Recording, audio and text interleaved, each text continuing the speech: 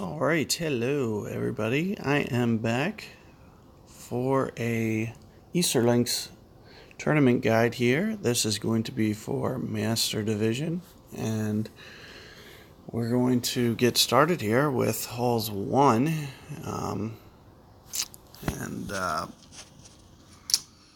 Just kind of looking over my bag here.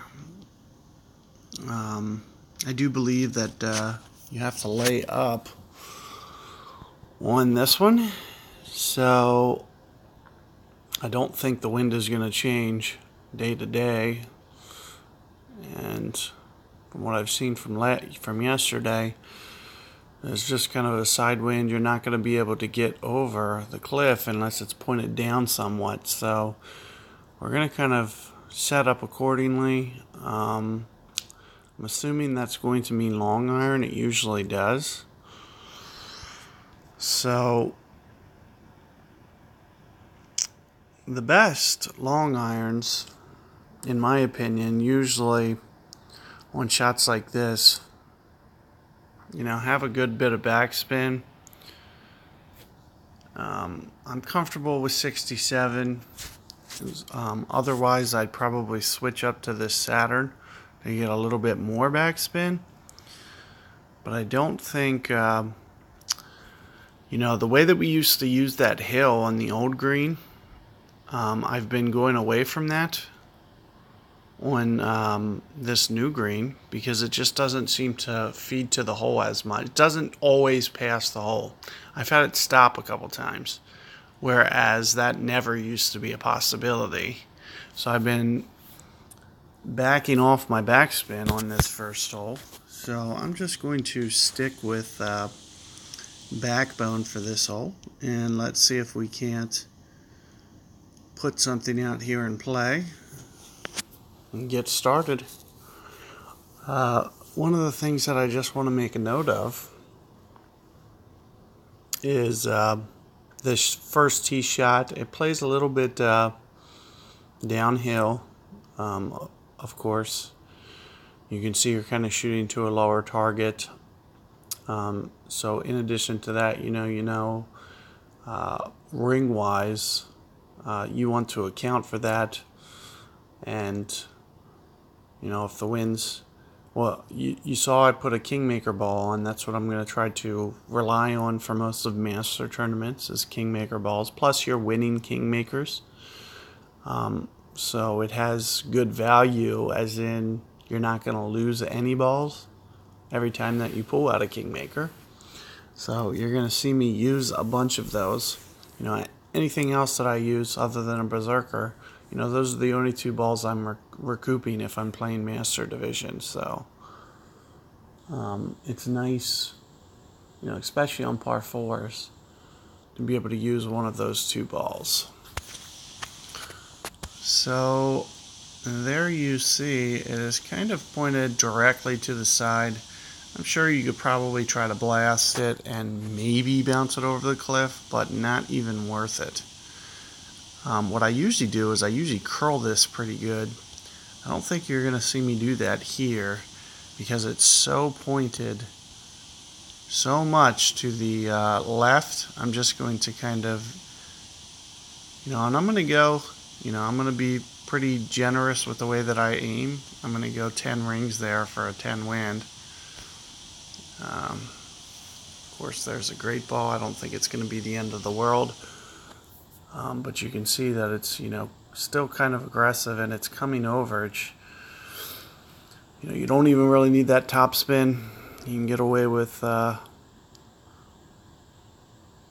probably straight side spin there. Keep in mind, so this one looks like it is more of a 9 o'clock wind, whereas mine looked just a little bit in the face. So this one could probably get over, but at the same time, not really worth the risk, especially on hole 1. Keep in mind if you do, wow, that was cutting it too close for comfort. If you do go at it with no top spin on this hole, it's going to tend to bite a little bit more, so the wind will play second and third hop just a tiny bit more. Here you can see we set ourselves up right into a nice mid-range backbone. Now, the way that I usually have done this is, I'll use that slope. Here you're going to see me use less of the slope. I'm still going to try to use the slope, but I'm going to try to, bring this in like this. And I'm going to go right about, I was trying to go right about, towards a max ring adjustment. That's not too bad. Oh, I got it with a great ball. So there you're seeing, off to a good start there. I was a little fast with my adjustment, but that's kind of what you want to do for this hole is, more of a, mid to max adjustment, even if you're not quite at max. And it has a lot to do with, just the side wind nature and just affecting your ball trail. You can see that person's ball coming in.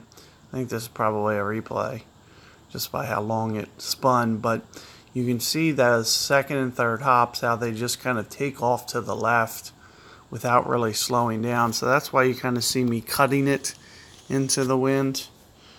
And I just play just a tiny bit of the extra wind to kind of negate some of those effects. And I mean, there you have it. There's hole number one. Kind of a strategy for you to, make sure that you're not, I wouldn't put on too much backspin anymore.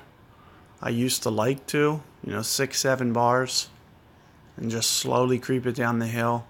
I don't recommend that approach anymore, maybe 2 to 4 bars. You could use a little bit more than I did. But as long as that cup's a suction, no real,